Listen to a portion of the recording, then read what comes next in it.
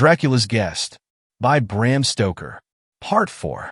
The Secret of the Growing Gold. When Margaret Delandre went to live at Brent's Rock, the whole neighborhood awoke to the pleasure of an entirely new scandal. Scandals in connection with either the Delandre family or the Brents of Brent's Rock were not few. And if the secret history of the county had been written in full, both names would have been found well represented. It is true that the status of each was so different that they might have belonged to different continents, or to different worlds for the matter of that, for hitherto their orbits had never crossed. The Brents were accorded by the whole section of the country a unique social dominance, and had ever held themselves as high above the yeoman class to which Margaret Delandre belonged, as a blue-blooded Spanish hidalgo outtops his peasant tenantry. The Delandres had an ancient record, and were proud of it in their way, as the Brents were of theirs. But the family had never risen above yeomanry, and although they had been once well-to-do in the good old times of foreign wars and protection, their fortunes had withered under the scorching of the free trade sun and the piping times of peace. They had, as the elder members used to assert, stuck to the land, with the result that they had taken root in it, body and soul. In fact, they, having chosen the life of vegetables, had flourished as vegetation does, blossomed and thrived in the good season and suffered in the bad. Their holding, Dander's Croft, seemed to have been worked out, and to be typical of the family which had inhabited it. The latter had declined generation after generation, sending out now and again some abortive shoot of unsatisfied energy in the shape of a soldier or sailor, who had worked his way to the minor grades of the services and had there stopped, cut short either from unheeding gallantry in action or from that destroying cause to men without breeding or youthful care, the recognition of a position above them which they feel unfitted to fill. So, little by little, the family dropped lower and lower, the men brooding and dissatisfied, and drinking themselves into the grave, the women drudging at home, or marrying beneath them, or worse. In process of time, all disappeared, leaving only two in the croft, Wickham Delandre and his sister Margaret. The man and woman seemed to have inherited in masculine and feminine form, respectively, the evil tendency of their race, sharing in common the principles, though manifesting them in different ways, of sullen passion, voluptuousness, and recklessness. The history of the Brents had been something similar, but showing the causes of decadence in their aristocratic and not their plebeian forms. They, too, had sent their shoots to the wars, but their positions had been different, and they had often attained honor. For without flaw they were gallant, and brave deeds were done by them before the selfish dissipation which marked them had sapped their vigor. The present head of the family, if family it could now be called when one remained of the direct line, was Geoffrey Brent. He was almost a type of worn-out race, manifesting in some ways its most brilliant qualities, and in others its utter degradation. He might be fairly compared with some of those antique Italian nobles whom the painters have preserved to us with their courage, their unscrupulousness, their refinement of lust and cruelty, the voluptuary actual with the fiend potential. He was certainly handsome, with that dark, aquiline, commanding beauty which women so generally recognize as dominant. With men he was distant and cold, but such a bearing never deters womankind. The inscrutable laws of sex have so arranged that even a timid woman is not afraid of a fierce and haughty man. And so it was that there was hardly a woman of any kind or degree who lived within view of Brent's Rock who did not cherish some form of secret admiration for the handsome wastrel. The category was a wide one, for Brent's Rock rose up steeply from the midst of a level region, and for a circuit of 100 miles it lay on the horizon, with its high old towers and steep roofs cutting the level edge of wood and hamlet and far-scattered mansions. So long as Geoffrey Brent confined his dissipations to London and Paris and Vienna, anywhere out of sight and sound of his home, opinion was silent. It is easy to listen to far-off echoes unmoved, and we can treat them with disbelief, or scorn, or disdain, or whatever attitude of coldness may suit our purpose. But when the scandal came close home, it was another matter, and the feelings of independence and integrity which is in people of every community, which is not utterly spoiled, asserted itself and demanded that condemnation should be expressed. Still there was a certain reticence in all, and no more notice was taken of the existing facts than was absolutely necessary. Margaret Delandre bore herself so fearlessly and so openly. She accepted her position as the justified companion of Geoffrey Brent so naturally that people came to believe that she was secretly married to him, and therefore thought it wiser to hold their tongues lest time should justify her, and also make her an active enemy. The one person who, by his interference, could have settled all doubts was debarred by circumstances from interfering in the matter. Wickham Delandre had quarreled with his sister, or perhaps it was that she had quarreled with him, and they were on terms not merely of armed neutrality, but of bitter hatred. The quarrel had been antecedent to Margaret going to Brent's Rock. She and Wickham had almost come to blows. There had certainly been threats on one side and on the other, and in the end Wickham, overcome with passion, had ordered his sister to leave his house. She had risen straightway, and without waiting to pack up even her own personal belongings, had walked out of the house. On the threshold, she had paused for a moment to hurl a bitter threat at Wickham that he would rue in shame and despair to the last hour of his life his act of that day. Some weeks had since passed, and it was understood in the neighborhood that Margaret had gone to London, when she suddenly appeared driving out with Geoffrey Brent, and the entire neighborhood knew before nightfall that she had taken up her abode at the Rock. It was no subject of surprise that Brent had come back unexpectedly, for such was his usual custom. Even his own servants never knew when to expect him, for there was a private door, of which he alone had the key, by which he sometimes entered without anyone in the house being aware of his coming. This was his usual method of appearing after a long absence. Wickham Delandre was furious at the news. He vowed vengeance, and to keep his mind level with his passion, drank deeper than ever. He tried several times to see his sister, but she contemptuously refused to meet him. He tried to have an interview with Brent, and was refused by him also. Then he tried to stop him in the road, but without avail, for Geoffrey was not a man to be stopped against his will. Several actual encounters took place between the two men, and many more were threatened and avoided. At last Wickham Delandre settled down to a morose, vengeful acceptance of the situation. Neither Margaret nor Geoffrey was of a pacific temperament, and it was not long before there began to be quarrels between them. One thing would lead to another, and wine flowed freely at Brent's Rock. Now and again the quarrels would assume a bitter aspect, and threats would be exchanged in uncompromising language that fairly awed the listening servants. But such quarrels generally ended where domestic altercations do, in reconciliation, and in a mutual respect for the fighting qualities proportionate to their manifestation.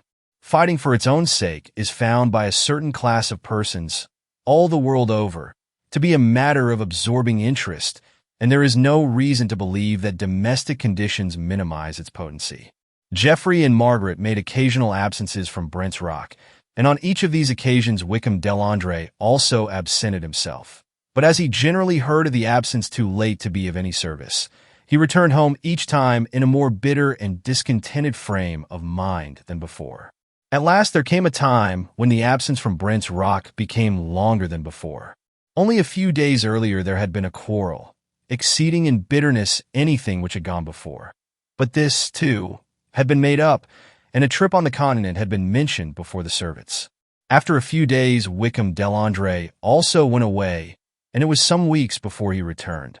It was noticed that he was full of some new importance, satisfaction, exultation, they hardly knew how to call it.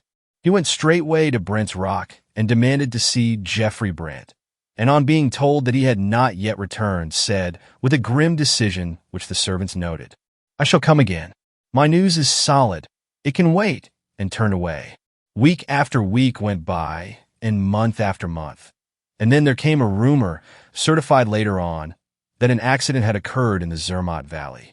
Whilst crossing a dangerous pass, the carriage containing an English lady and the driver had fallen over a precipice.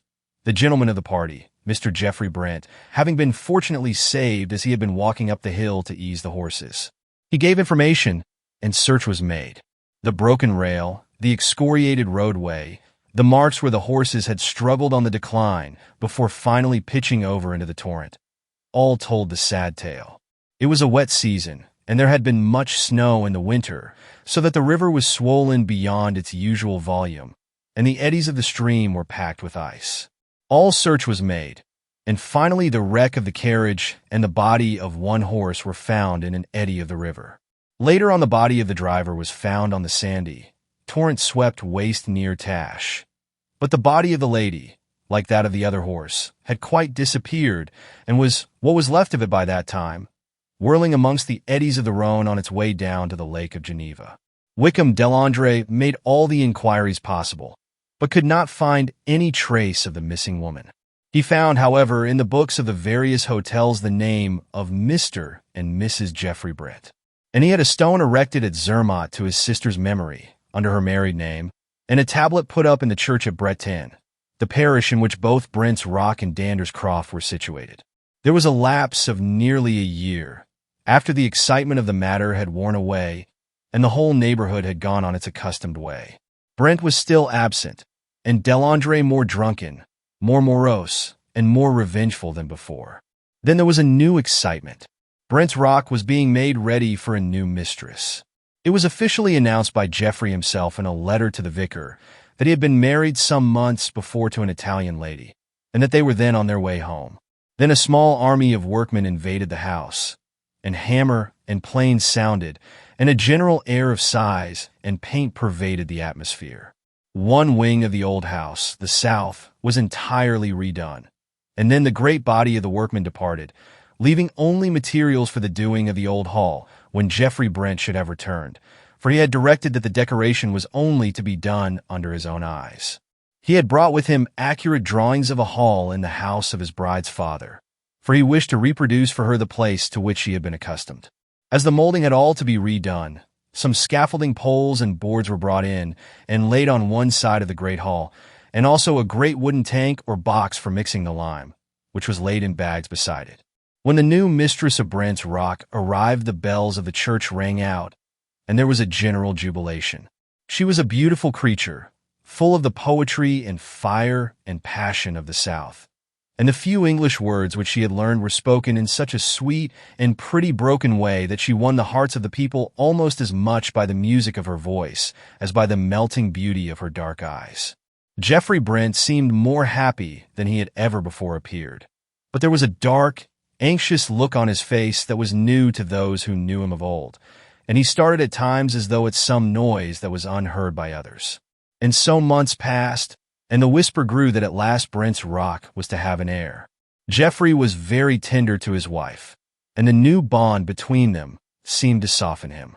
He took more interest in his tenants and their needs than he had ever done, and works of charity on his part, as well as on his sweet young wife's, were not lacking. He seemed to have set all his hopes on the child that was coming, and as he looked deeper into the future, the dark shadow that had come over his face seemed to die gradually away. All the time, Wickham Delandre nursed his revenge. Deep in his heart had grown up a purpose of vengeance, which only waited an opportunity to crystallize and take a definite shape. His vague idea was somehow centered in the wife of Brent, for he knew that he could strike him best through those he loved, and the coming time seemed to hold in its womb the opportunity for which he longed. One night, he sat alone in the living room of his house. It had once been a handsome room in its way, but time and neglect had done their work, and it was now little better than a ruin, without dignity or picturesqueness of any kind. He had been drinking heavily for some time, and was more than half stupefied. He thought he heard a noise as of someone at the door, and looked up. Then he called half savagely to come in, but there was no response. With a muttered blasphemy, he renewed his potations. Presently, he forgot all around him, sank into a daze, but suddenly awoke to see standing before him someone or something like a battered, ghostly edition of his sister. For a few moments there came upon him a sort of fear. The woman before him, with distorted features and burning eyes, seemed hardly human, and the only thing that seemed a reality of his sister, as she had been, was her wealth of golden hair, and this was now streaked with gray. She eyed her brother with a long, cold stare, and he too, as he looked and began to realize the actuality of her presence, found the hatred of her which he had had, once again surging up in his heart. All the brooding passion of the past year seemed to find a voice at once as he asked her, "Why are you here? You're dead and buried. I am here, Wickham Delandre, for no love of you, but because I hate another even more than I do you. A great passion blazed in her eyes. He asked, in so fierce a whisper that even the woman was for an instant startled till she regained her calm. Yes, she answered. But make no mistake, my revenge is my own, and I merely use you to help me to it. Wickham asked suddenly, Did he marry you? The woman's distorted face broadened out in a ghastly attempt at a smile. It was a hideous mockery, for the broken features and seamed scars took strange shapes and strange colors, and queer lines of white showed out as the straining muscles pressed on the old cicatrices. So you would like to know? It would please your pride to feel that your sister was truly married. Well, you shall not know. That was my revenge on you, and I do not mean to change it by a hair's breadth. I have come here tonight simply to let you know that I am alive, so that if any violence be done me where I am going there may be a witness. Where are you going? Demanded her brother. That is my affair, and I have not the least intention of letting you know. Wickham stood up, but the drink was on him, and he reeled and fell.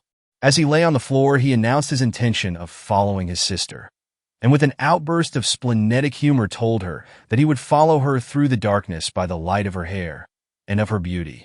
At this she turned on him, and said that there were others beside him that would rue her hair and her beauty too.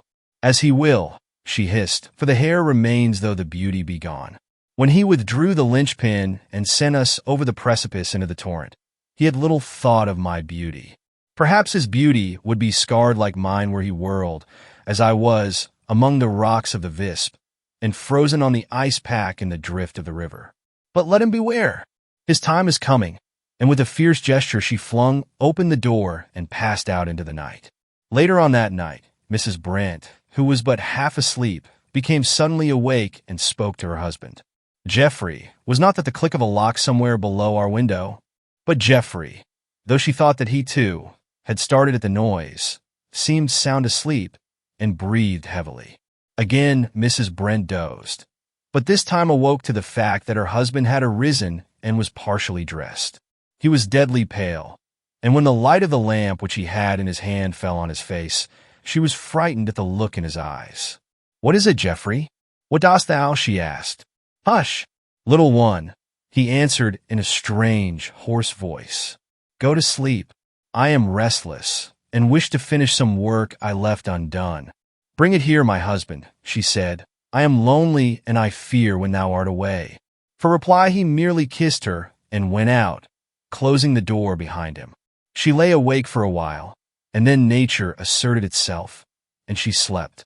Suddenly, she started broad awake with the memory in her ears of a smothered cry from somewhere not far off. She jumped up and ran to the door and listened, but there was no sound. She grew alarmed for her husband and called out, Geoffrey, Geoffrey. After a few moments the door of the great hall opened, and Geoffrey appeared at it, but without his lamp. Hush, he said in a sort of whisper, and his voice was harsh and stern. Hush, get to bed. I am working, and must not be disturbed. Go to sleep, and do not wake the house. With a chill in her heart, for the harshness of her husband's voice was new to her, she crept back to bed and lay there trembling, too frightened to cry, and listened to every sound. There was a long pause of silence, and then the sound of some iron implement striking muffled blows. Then there came a clang of a heavy stone falling, followed by a muffled curse. Then a dragging sound, and then more noise of stone on stone. She lay all the while in an agony of fear, and her heart beat dreadfully. She heard a curious sort of scraping sound, and then there was silence. Presently the door opened gently, and Geoffrey appeared. His wife pretended to be asleep, but through her eyelashes she saw him wash from his hand something white that looked like lime. In the morning he made no allusion to the previous night, and she was afraid to ask any question. From that day there seemed some shadow over Geoffrey Brent. He neither ate nor slept as he had been accustomed, and his former habit of turning suddenly as though someone were speaking from behind him revived. The old hall seemed to have some kind of fascination for him. He used to go there many times in the day, but grew impatient if anyone, even his wife, entered it. When the builder's foreman came to inquire about continuing his work, Geoffrey was out driving. The man went into the hall, and when Geoffrey returned, the servant told him of his arrival and where he was.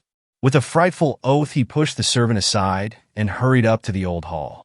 The workman met him almost at the door, and as Geoffrey burst into the room, he ran against him. The man apologized. "Beg pardon, sir, but I was just going out to make some inquiries. I directed 12 sacks of lime to be sent here, but I see there are only 10. Damn the 10 sacks and the 12 too," was the ungracious and incomprehensible rejoinder. The workman looked surprised and tried to turn the conversation. "I see, sir. There is a little matter which our people must have done, but the governor will of course see it set right at his own cost." "What do you mean?" "That hearthstone, sir. Some idiot must have put a scaffold pole on it and cracked it right down the middle, and it's thick enough you'd think to stand anything." Geoffrey was silent for quite a minute, and then said in a constrained voice and with much gentler manner, "Tell your people that I am not going on with the work in the hall at present. I want to leave it as it is for a while longer." "All right, sir. I'll send up a few of our chaps to take away these poles and lime bags and tidy the place up a bit." "No, no," said Geoffrey. "Leave them where they are. I shall send and tell you when you are to get on with the work." So the foreman went away, and his comment to his master was, "I'd send in the bill, sir, for the work already done. 'Pears to me that money's a little shaky in that quarter." Once or twice Delandre tried to stop Brent on the road, and at last, finding that he could not attain his object, rode after the carriage, calling out, "What has become of my sister, your wife?" Geoffrey lashed his horses into a gallop, and the other, seeing from his white face and from his wife's collapse almost into a faint that his object was attained, rode away with a scowl and a laugh. That night, when Geoffrey went into the hall, he passed over to the great fireplace, and all at once started back with a smothered cry. Then, with an effort, he pulled himself together and went away, returning with a light. He bent down over the broken hearthstone to see if the moonlight, falling through the storied window, had in any way deceived him. Then, with a groan of anguish, he sank to his knees. There, sure enough, through the crack in the broken stone were protruding a multitude of threads of golden hair, just tinged with gray. He was disturbed by a noise at the door, and looking round, saw his wife standing in the doorway. In the desperation of the moment, he took action to prevent discovery, and lighting a match at the lamp, stooped down and burned away the hair that rose through the broken stone. Then, rising nonchalantly as he could, he pretended surprise at seeing his wife beside him.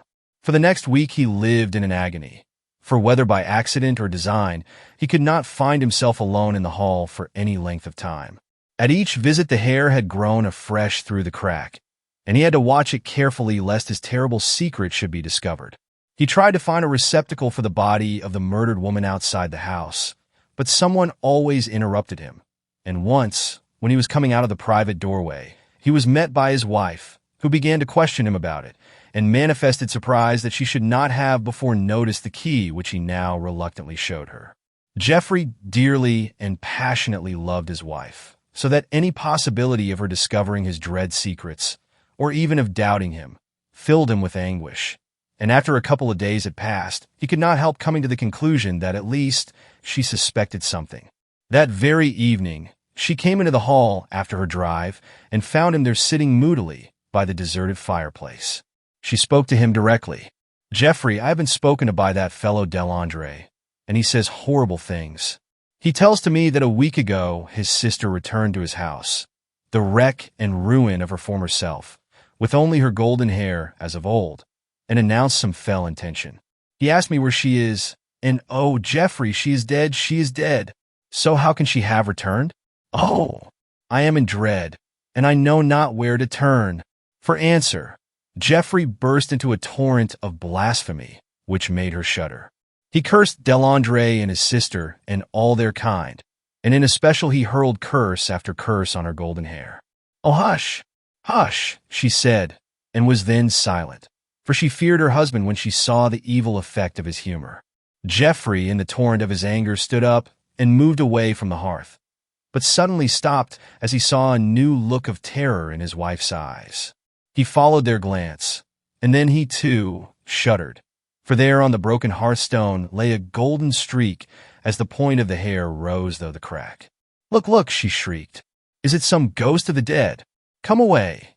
Come away!" and seizing her husband by the wrist with the frenzy of madness, she pulled him from the room. That night, she was in a raging fever. The doctor of the district attended her at once, and special aid was telegraphed for to London. Geoffrey was in despair, and in his anguish at the danger of his young wife, almost forgot his own crime and its consequences.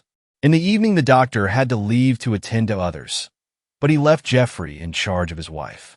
His last words were, "Remember, you must humor her till I come in the morning, or till some other doctor has her case in hand. What you have to dread is another attack of emotion. See that she is kept warm. Nothing more can be done." Late in the evening, when the rest of the household had retired, Geoffrey's wife got up from her bed and called to her husband. "Come," she said. "Come to the old hall. I know where the gold comes from. I want to see it grow." Geoffrey would fain have stopped her, but he feared for her life or reason on the one hand, and lest in a paroxysm she should shriek out her terrible suspicion, and seeing that it was useless to try to prevent her, wrapped a warm rug around her and went with her to the old hall.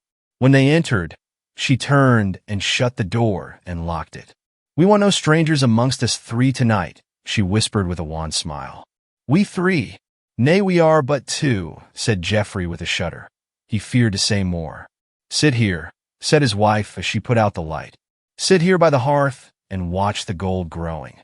The silver moonlight is jealous. See, it steals along the floor towards the gold. Our gold." Geoffrey looked with growing horror, and saw that during the hours that had passed the golden hair had protruded further through the broken hearthstone. He tried to hide it by placing his feet over the broken place, and his wife, drawing her chair beside him, leant over and laid her head on his shoulder. "Now do not stir, dear," she said. "Let us sit still and watch. We shall find the secret of the growing gold." He passed his arm round her and sat silent, and as the moonlight stole along the floor she sank to sleep. He feared to wake her, and so sat silent and miserable as the hours stole away. Before his horror-struck eyes the golden hair from the broken stone grew and grew, and as it increased, so his heart got colder and colder, till at last he had not power to stir, and sat with eyes full of terror watching his doom.